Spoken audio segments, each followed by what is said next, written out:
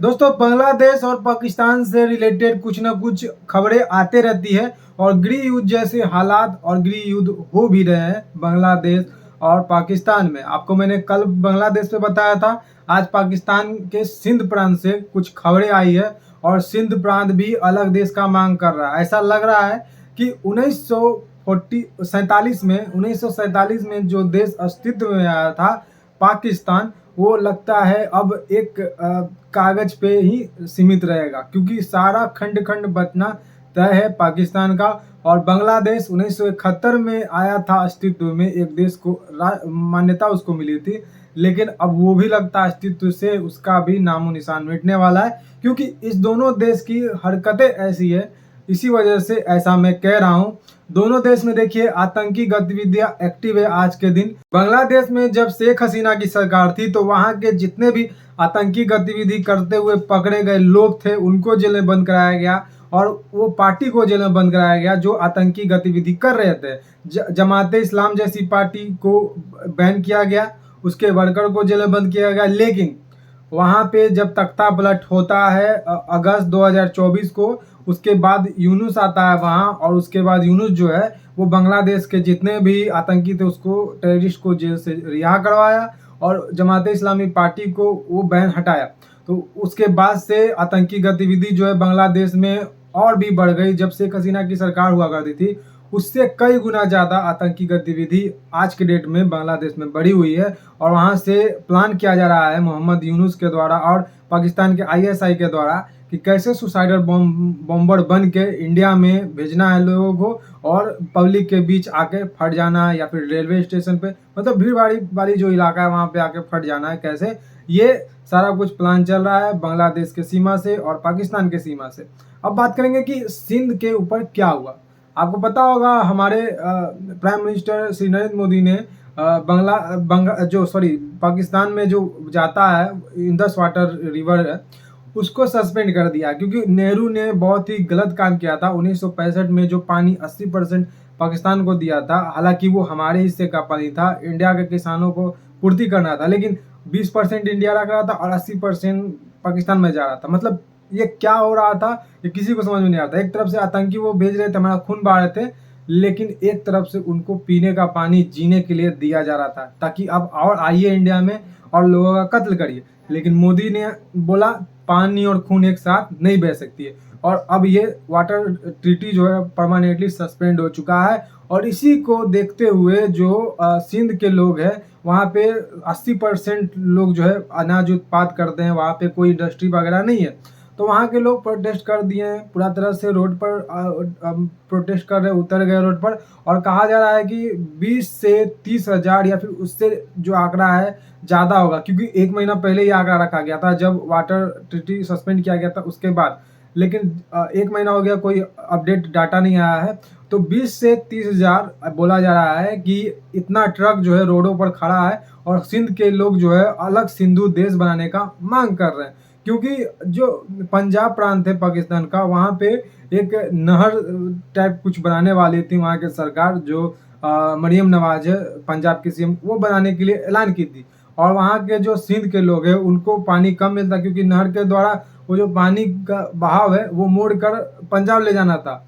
तो इसके देखते हुए वो प्रोटेस्ट पर और अग्रेसिव होकर उतर गए सिंध के लोग। और इसके देखते हुए जो वहाँ के पीएम शहबाज शरीफ है वो बोलता है कि कुछ दिन के लिए इसको स्थगित किया जा रहा है, लेकिन आने वाले समय में फ्यूचर में वो तो बांध बनेगा ही। तो इसी के वजह से देखते हुए जो सिंध के लोग वो प्रोटेस्ट पे उतरे हैं, और वहाँ के कहा जा रहा है कुछ मंत्री हैं उनका घर भी फूंक दिया गया है सिंध के लोगों के द्वारा। और इसके बाद जो प्रोटेस्ट जो लोग कर रहे हैं उसको मारा पीटा गया है आर्मी के द्वारा, सरकार के द्वारा। मतलब ऐसे में इनको अपना जो घर का मामला है उसे समेटना चाहिए। वहाँ के सरकार को जो प्रोटेस्ट करे उनको समझाना चाहिए, ना कि समझाना चाहिए बल्कि उनको कुछ रियायतें देना चाहिए। लेकिन वो ऐसा ना कर कर अपने देश को और तोड़ने का एक बढ़ावा दे रहे हैं। वहाँ के जो प्रोटेस्ट कर रहे थे किसान, उनके ऊपर लाठीचार्ज हुआ, और ये खुद जिम्मेदार है अपने देश को तोड़ने का। अब देखिए बांग्लादेश में सेम टू सेम, अब जब यूनुस है वो शेख हसीना की पार्टी अवामी लीग को बैन कर दिया है। अब जब भी चुनाव होगा अवामी लीग और भी बहुत अच्छी तरीके से बहुमत लेकर आएगी, क्योंकि आपको मैंने कल बताया, जो भी पार्टी को बैन किया जाता है या फिर जो भी पार्टी के मेन लीडर होते हैं उनको जेल में डाला जाता है, उसके बाद वो और ज़्यादा तरीका से बहुमत लेकर आते हैं पब्लिक के बीच, पब्लिक सेंटीमेंट होता है। तो इसीलिए यूनुस खान चुनाव नहीं कराना चाहता है। सेम टू सेम यहाँ हुआ सिंधु में। तो ये जो मामला है बहुत ही गंभीर है। जो इंडिया है वो पीओके तो लेगा ही, लेकिन साथ में सिंध भी लेना चाहिए, क्योंकि आपको पता होगा जब भी हम अपना राष्ट्रगान गाते हैं वहाँ सिंध, गुजरात और सिंध का एक पंजाब और गुजरात और सिंध का भी जिक्र होता है। आपको पता होगा, आपने अगर नेशनल एंथम पढ़ा होगा तो, क्योंकि यहाँ पे सिंध के बिना हमारा नेशनल एंथम पूरा नहीं होता है। तो सिंध जो है वो आएगा, ये मेरे तरफ से श्योरिटी है। और ये जो काम है वो मोदी जी ना करें, लेकिन अमित शाह जरूर कर सकते हैं, क्योंकि जो सिंध है वो हिंद जो है सिंध के बिना अधूरा, और सिंध हिंद के बिना अधूरा, ये कुछ मामला है। और मुझे लगता है कि जो सिंध है वो इंडिया में आएगा, मिलेगा। वो अलग बात है कि सिंधु देश बनाने का एक मामला चल रहा है, लेकिन एक और खबर आई है, तालिबान के जो लोग हैं वो काबुल एक नदी जाती है, काबुल की सहायक नदी है, जो उसका नाम मुझे याद नहीं आ रहा अभी।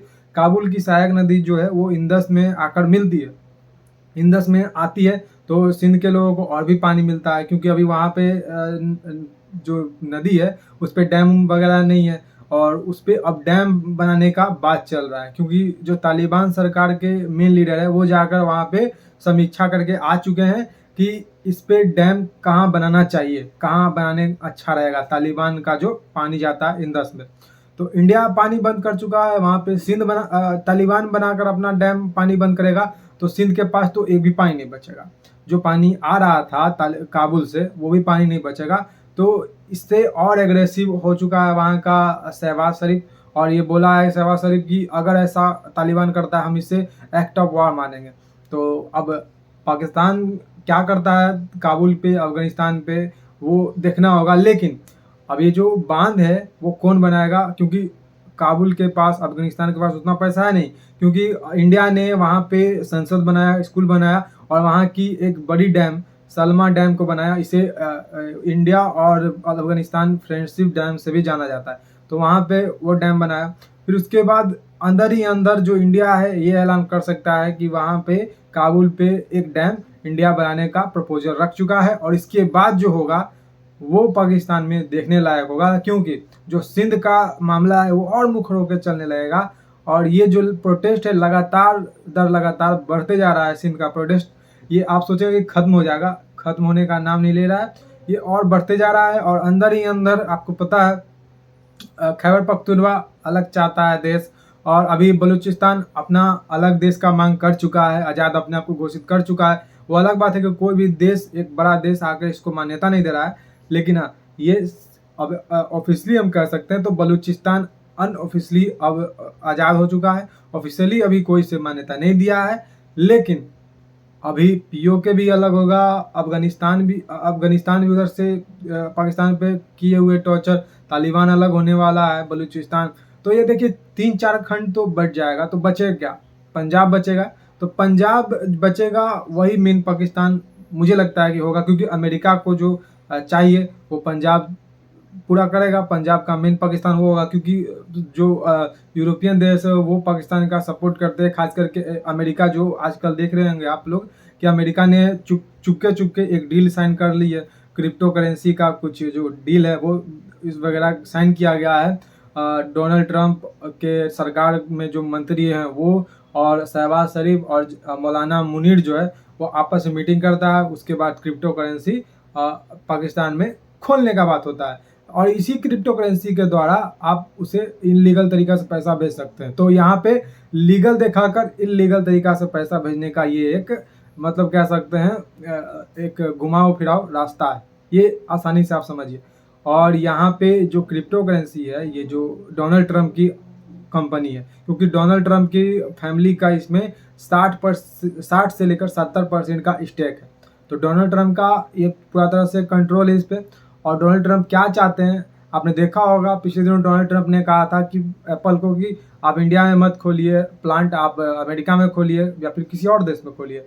इंडिया क्यों? लेकिन जो एप्पल के सीईओ हैं, हेड हैं, उन्होंने कहा कि नहीं ऐसा कुछ नहीं है, और उल्टा एप्पल के जो सीईओ है और ज़्यादा यहाँ पे इन्वेस्ट करने का ऐलान किया। तो ये इससे कुछ फ़र्क नहीं पड़ा जो एप्पल को डोनाल्ड ट्रंप ने कहा। लेकिन आने वाले समय में आप देखेंगे अमेरिका पूरा तरह से पाकिस्तान के ही साथ होगा। वो दो दो दो राह दो दोरहिया इसका चरित्र है। दो मुँह हम कहते हैं साँप होता है, वही साँप अमेरिका है। अमेरिका कभी भी किसी का हित नहीं होता है, नहीं किसी का दोस्त, नहीं किसी का दुश्मन। मतलब बराबर से हम कह सकते हैं कि वो अपना फ़ायदा के लिए जाना जाता है। जहाँ पे उसको अपना फ़ायदा लगेगा वो वहीं कूदेगा। और अब इंडिया से उसको क्या फ़ायदा है? इंडिया में अर्थव्यवस्था बढ़ रही है और इंडिया अब डायरेक्ट मुकाबला कर सकता है चाइना का, तो इसीलिए इंडिया को सपोर्ट कर रहा है कि चाइना को उसको काउंटर करना है और अपनी इकोनॉमी को उसको दिन प्रतिदिन डेवलप करना है अमेरिका के, तभी उसका पूरे देश में दबदबा रहेगा। अगर चाइना उससे आगे चल जाता है, चाइना अगला सुपर पावर बन जाता है, तो अमेरिका का क्या दबदबा रह जाएगा, क्या इज्जत रह जाएगा? इसीलिए अमेरिका इंडिया का साथ देता है। अदरवाइज और कोई ऐसा लॉजिक नहीं है कि इंडिया का साथ अमेरिका दे। ये आपको मानना पड़ेगा और आप भी जानते होंगे, आई एम श्योर। और अब पिछले दिनों क्या क्या डोनाल्ड ट्रंप ने कहा, ये उसका बौखलाहट दर्शाता है। और पाकिस्तान में तो जो खंड खंड होने वाला है वो तो होगा ही। और हाँ, एक चीज़ और, पंजाब प्रांत जो बचेगा पाकिस्तान का, उसी में से एक टुकड़ा और करके जो पंजाब है वो दे दे खालिस्तान बनाने के लिए। क्योंकि देखेंगे कि सपोर्ट करते रहता है लिज्जर जो है, वो जाकर पाकिस्तान में आजकल सपोर्ट कर रहा है। तो ये जो है वो पाकिस्तान जो सपोर्ट करता है खालिस्तान का देश बनाने का, तो पाकिस्तान अपने पंजाब प्रांत से ही दे दे एक हिस्सा, खालिस्तान बन जाएगा। पाकिस्तान भी खुश और खालिस्तान भी खुश, वहाँ पे दोनों टेररिस्ट भाई रहेंगे। तो ऐसा हो सकता है अगर पाकिस्तान चाहे तो। फिलहाल आज की इस वीडियो में इतना ही। जय हिंद, वंदे मातरम।